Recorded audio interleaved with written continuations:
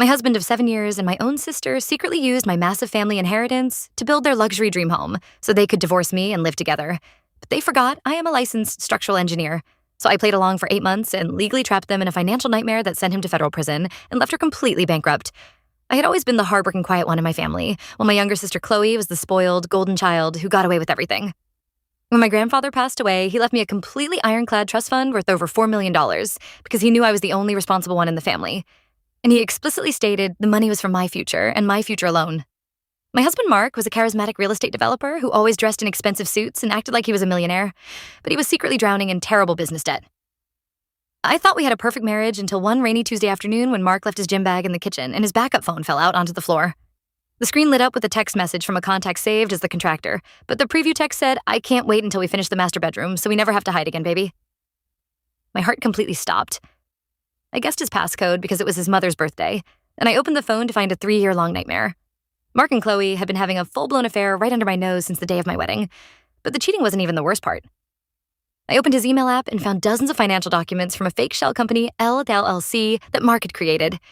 He had somehow forged my signature on a massive power of attorney document and was slowly siphoning hundreds of thousands of dollars out of my joint investment accounts, which were linked to my grandfather's trust. He and Chloe were using my stolen inheritance money to secretly buy a massive plot of land in the mountains and build a $3 million luxury custom mansion. Their entire evil plan was fully outlined in their text messages. They were going to finish building the house using my money, then Mark was going to blindside me with divorce papers, claim he was completely broke, so I wouldn't get any alimony, and then secretly move into the mountain mansion with my sister to live happily ever after. I sat on my kitchen floor for 3 hours, just staring at the wall. I didn't cry, and I didn't confront him when he got home. Instead, I went completely numb and entered absolute survival mode. The next morning, I hired the most ruthless and expensive forensic accountant and a shark divorce lawyer in the entire city. My lawyer looked at the forged documents and smiled a terrifying smile. He explained that because Mark used a fake power of attorney to funnel my specific trust fund money into the shell company, the LLC, and the property legally belonged entirely to me under the state's stolen asset recovery laws. But my lawyer told me not to say a single word yet. He told me to let them finish building the house on my dime so we could trap them in a massive web of federal tax fraud. I took it one step further. I casually mentioned to Mark at dinner that my engineering firm was a bit slow and asked if he needed any free structural consulting for his new real estate projects. Because Mark was incredibly greedy and wanted to save money on contractors, he immediately hired me as the lead structural engineer for the mountain house, completely unaware that I knew the house was actually for him and my sister. For the next 8 months, I helped them build their cheating palace, but I maliciously complied with every single code and ruined the house from the inside out. I intentionally redesigned the HVAC ventilation system so that the master bedroom would constantly be freezing cold in the winter and boiling hot in the summer, and it was buried so deep in the walls it would cost $50,000 to fix. I specifically routed the main plumbing pipes directly over the living room ceiling. So every time someone flushed a toilet upstairs, it sounded like a waterfall during dinner. I approved the absolute cheapest luxury-looking materials for the floors that I knew would warp and crack within 6 months of moisture exposure. I even programmed the smart home security system using my own master override codes that they didn't know about. All while I was sabotaging the house, my forensic accountant was quietly freezing my actual trust fund and secretly moving my remaining millions into an airtight offshore holding account that Mark couldn't touch. I also canceled all of his backup credit cards, but kept the automated payment alerts active on his phone so he had no idea his personal debt was skyrocketing into the hundreds of thousands. Finally, moving day arrived. The house was finished, and Mark told me he was going on a weekend business trip, while Chloe told my parents she was going on a wellness retreat. I knew they were actually hosting a massive secret housewarming party for all of Mark's sleazy friends to celebrate their new life together. I waited until exactly 8 o'clock on Saturday night when I knew the party was completely packed with guests. I drove up the mountain in the dark and parked my car down the street.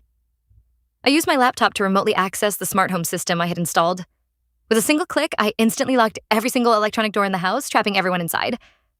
Then I remotely cranked the thermostat to 90 degrees and hacked into the massive 80-inch projector screen in their living room. I walked up to the glass patio doors holding a massive binder of legal documents.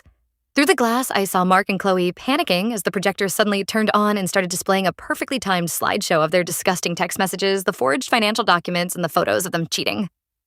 The entire party went completely dead silent. Mark saw me standing on the patio, and his face turned the color of pure chalk. I unlocked the front door and walked into the living room. Chloe started screaming and hyperventilating, trying to hide behind the kitchen island. I calmly walked up to Mark and handed him the massive binder. I grabbed a microphone that was set up for karaoke and announced to the entire room that the house they were standing in was completely paid for by my stolen inheritance, which meant I was the sole legal owner of the property, and they were all officially trespassing. I then pulled out the ultimate weapon. I handed Mark a printed notice from the IRS. I explained that because he embezzled my money through a fake LSSC to avoid taxes, my lawyer had reported him to the federal government for wire fraud and tax evasion. He now personally owed the IRS over $2 million in penalties, and because the house was legally in my name, he had absolutely zero assets to pay it off.